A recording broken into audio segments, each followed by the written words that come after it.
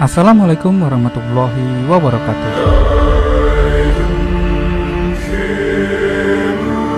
Hasasin adalah salah satu cabang dari Syiah Ismailiyah. Mereka mendirikan beberapa pemukiman di Iran, Irak, Suriah, dan Lebanon di bawah pemimpin karismatik Hasan is-Sabbah.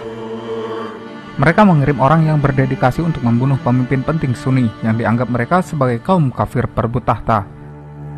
Nama Hasasin oleh beberapa orang diartikan sebagai pengikut Hasan, pemimpin kelompok Persia ini yang bernama Hasan is-Sabbah. Istilah Hasasin secara luas juga dianggap berasal dari kata bahasa Arab Hasisyashi yang artinya pemakai candu atau hasis, meskipun ini masih diperdebatkan.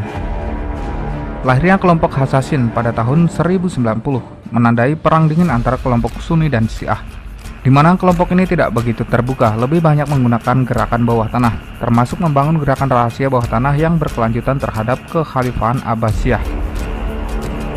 Mereka dilatih melakukan penyamaran, penyusupan, dan pembunuhan tokoh-tokoh penting lewat aksi teror. Nizam al-Mulk menjadi korban pertama dalam daftar panjang korban-korban kaum Hasasin.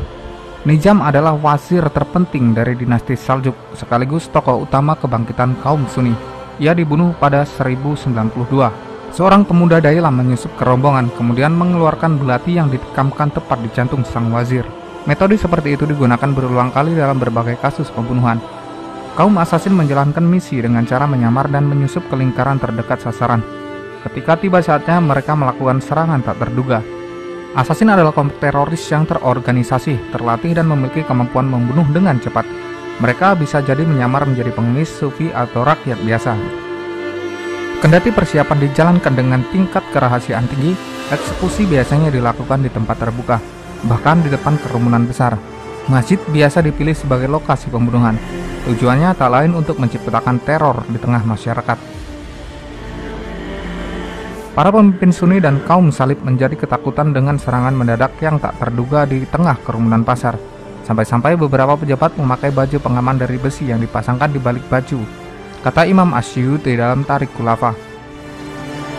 Aksi teror mereka sangat banyak memakan korban, tidak hanya dari kalangan pemimpin semisal Khalifah Abbasiyah, tapi juga ulama. Raja Yerusalem, Konrad Moferat, merupakan salah satu korban Hasasin dari kalangan Kristen.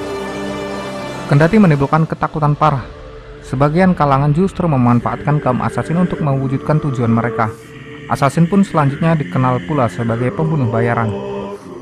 Setelah kematian Nizam al-Mulk, pengaruh dinasti Saljuk mulai melemah. Kaum Hasasin lebih leluasa melancarkan misinya.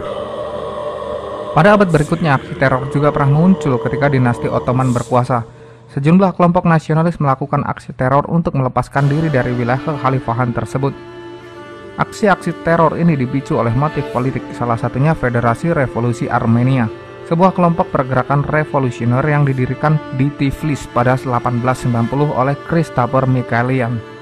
Hasasin dalam melakukan pembunuhan tidak begitu frontal, hanya kaum elit saja yang dibunuh. Beberapa korban terkenal yang pernah dibunuh oleh kelompok Hasasin diantaranya Wazir Abbasiyah yang terkenal Nizam al-Mulk, Wazir Fatimiyah al-Afdal Sahanzah, Ibnu al-Qasab dari Aleppo, Raymond II dari Tripoli, Konrad de Montferrat, dan Pangeran Edward. Kemudian Edward I di Inggris juga terluka oleh pisau beracun Hasasin pada tahun 1271. Termasuk pula Salahuddin al-Ayyubi menjadi incaran kaum Hasasin, tapi mampu lolos dari jebakan Hasasin. Salah satu anggota Hasasin menyelinap masuk ke dalam kamar Salahuddin al-Ayyubi dengan meletakkan pisau di atas perut Salahuddin al-Ayyubi.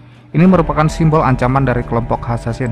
Beberapa kali kaum Hasasin mengancam Salahuddin al-Ayyubi dengan mengepung basis mereka di Syria, sampai pada masa penyelinapannya masuk ke dalam tenda Salahuddin di tengah-tengah kampnya dan meninggalkan sepotong kue yang beracun.